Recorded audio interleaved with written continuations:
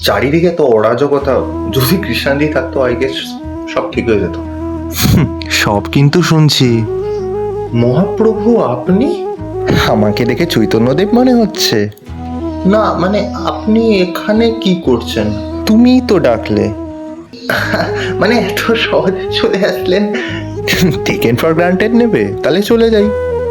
না মানে সেটা না, বলছি আসামে না বড় ফ্লাড, আপনি কিছু করেন না? আমি কি করব? আপনার তো এত শক্তি।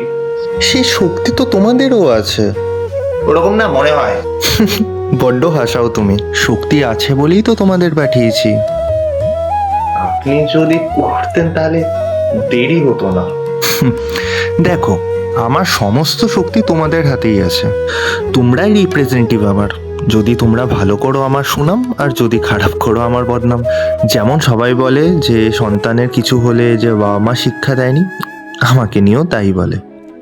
কিন্তু আমাকে তো কেউ চেনে না, আমি বললে সত্যি কি কিছু হবে? তুমি কম, এটা কে বললো তোমাকে? শুরু তো করো, তারপর বাকিরা তো আছেই।